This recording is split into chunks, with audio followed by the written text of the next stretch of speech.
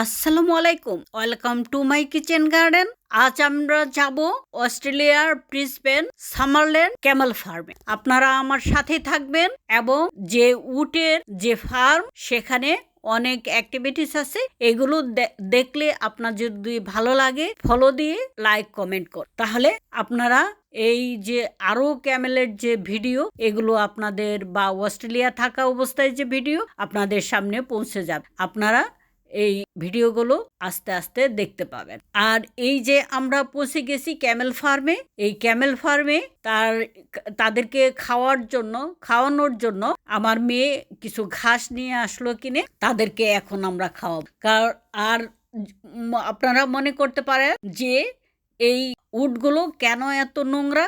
আসলে বৃষ্টির দিন, একটু আমাদের ভাগ্য ভালো যে আমরা যখন গিয়েছি তখন কোনো বৃষ্টি ছিল না, তাই ওই ফাঁকা জায়গাটায় এই উটগুলো এসে শুয়ে থাকে। যখনই মানুষ খাবার নিয়ে যায় তারা দৌড়ে যেয়ে খপ করে খেয়ে নেয়, সেই জন্য তাদের গাটা একটু নোংরা।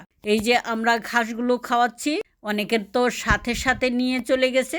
আমরা 4টা বক্স কিনছি, আর এইগুলো দেখেন কত শক্তি এবং টানাটানি করছে এবং 2 জনে পারাপারি করে খাওয়া শুরু করে।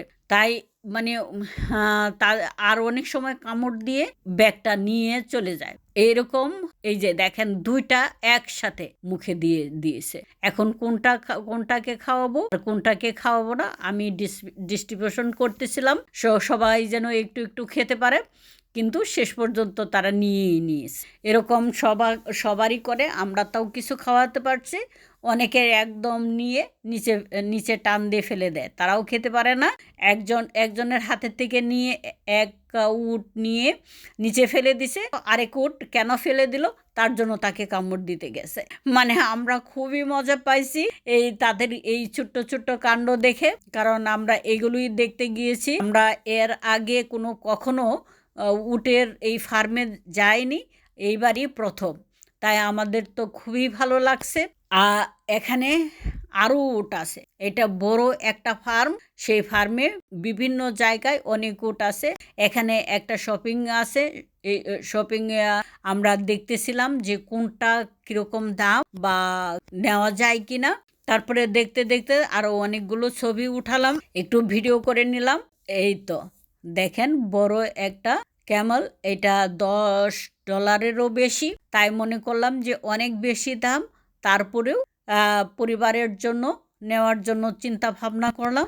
তারপরে ছবি ওঠার শেষে একটা তো ক্যামেল কিনেই ফেললাম। কিনে নিয়ে তারপরে আমরা মনে করলাম যে কখনো তো উটের দুধের চা খাওয়া হয় না বা উটের দুধ খাওয়া হয়নি, তাই আমরা মনে করলাম যে কফি খাই। তারপরে বসে পড়লাম। আমার মেয়ে জামাই তো প্রথমেই অর্ডার দিয়ে ফেলছে। আমি এগুলো আবার দেখতেছিলাম যে কি পাওয়া যায় না পাওয়া যায়। কানের দুল, আংটি এবং অনেক কিছুই পাওয়া যায়, চা, এইগুলো সবই পাওয়া যায় এখানে।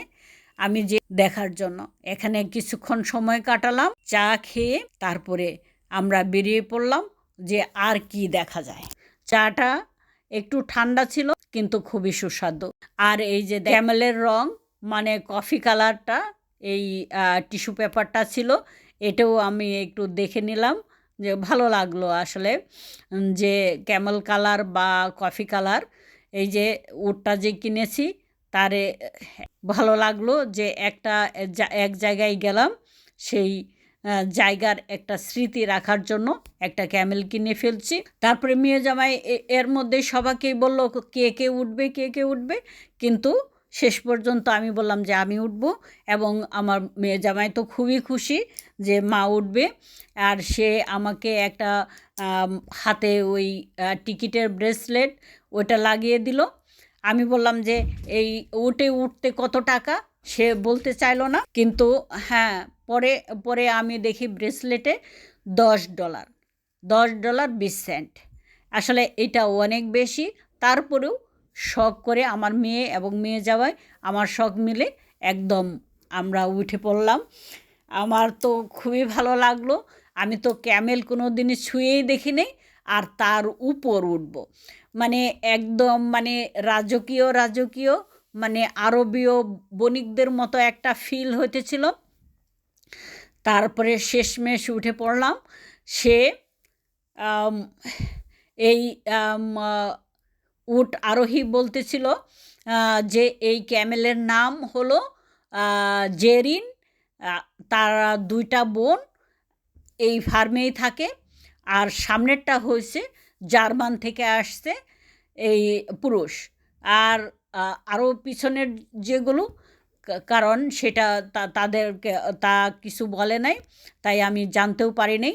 একদম আমার মেয়ে বলতেছিল প্রাইভেট টোর, প্রাইভেট টোর, কারণ এর আগেই প্রত্যেকটা ক্যামেলের উপরে অনেক লোক ছিল, কিন্তু আমি এইবার শুধু আমি একা।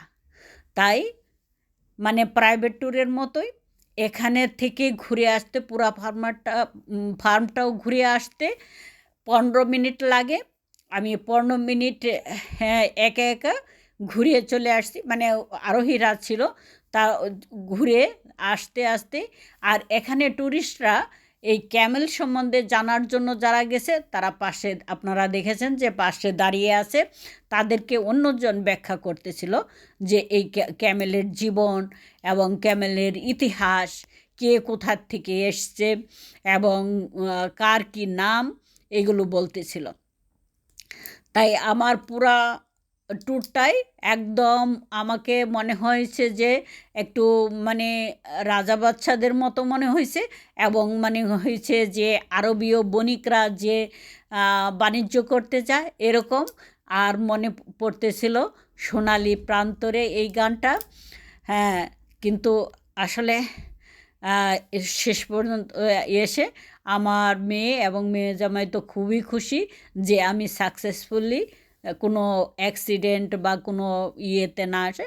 কিন্তু আমি আসলে সত্যি কথা আমার খুবই ভালো লাগছে, কিন্তু কোনো ভয়ই পাইনি। আমি সবসময় এইগুলো এনজয় করি।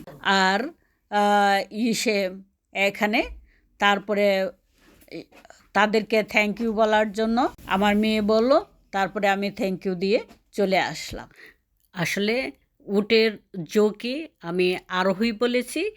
এই উটের জোকিরা খুবই অমায়িক ছিল এবং খুবই নম্র এবং ভদ্র। আমার খুব ভালো লাগছে এই জার্নিটা।